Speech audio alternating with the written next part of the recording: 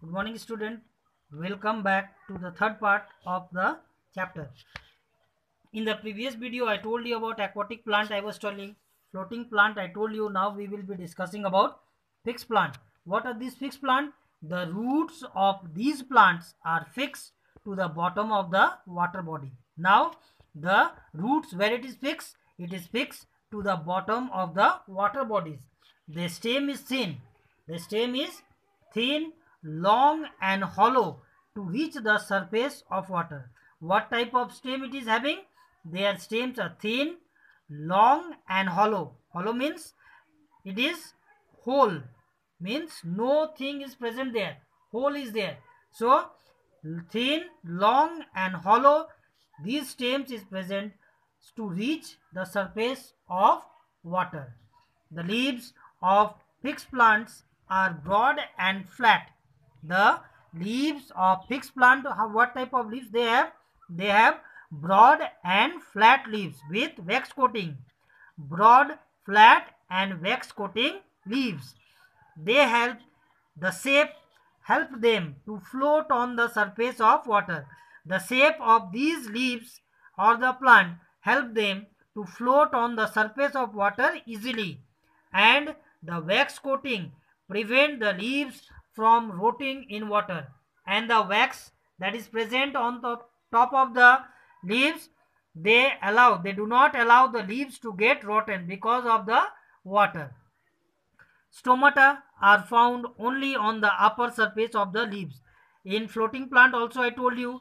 Now stomata, it is present on the upper surface of the leaves to help in exchange of gases. The stomata, where it is present on top of the leaves. It helps in the exchange of gases properly. Water lily and lotus. Water lily and lotus, these are the example of fixed plant. Next we will discuss about underwater plant. What is this underwater plant? Some plants are submerged under the water. Submerged means they are always staying inside the water. So these plants have thick and narrow leaves to bear the water current. Now they have what type of leaves? They have thin and narrow leaves so that they can bear the water current. When the water is flowing, they can easily bend themselves. If the leaves are broader, then if once they bend, they cannot get it up. So the leaves do not have stomata or wax coating. These leaves, what they have? They do not have stomata or wax coating. Exchange of gases take place through their body surface. Exchange of gases. How the exchange of gases takes place? The exchange of gases takes place through their body surface. Through their body surface, the exchange of gases takes place. Their roots are fixed in the soil. The roots, where it is placed? It is fixed in the soil. The stems are flexible and spongy. What type of stem they have? Flexible and spongy. Flexible and spongy. Tape grass, hydrilla and pondweed are the example of underwater plants.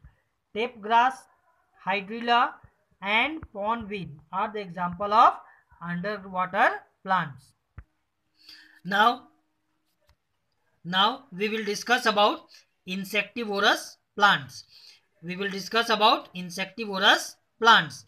What are these? Some plants are carnivorous. Insectivorous means what? Carnivorous means they eat the flesh of other animals.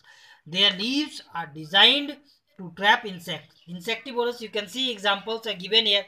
Venus flytrap and pitcher plant. The leaves are designed in such a way that they can trap the insect inside them. Those plants which trap inside insect are called insectivorous. Why they are named as insectivorous? Because they eat only insect. That is why they are called insectivorous plants. Venus flytrap and pitcher plant. Venus flytrap and pitcher plant. These are the example of insectivorous plants. Venus flytrap have leaves that look like boxes with hinges. Venus flytrap. See, it is like a boxes, and see hinges like thread like structure is present. Very small, small. Here like things are present. These things are called the hinges.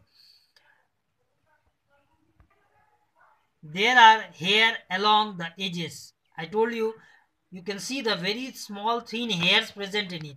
These hair, what are there? These help to trap the insect. When an insect touches the hair, the leaves closes and trap the insect. What is the work of these hair?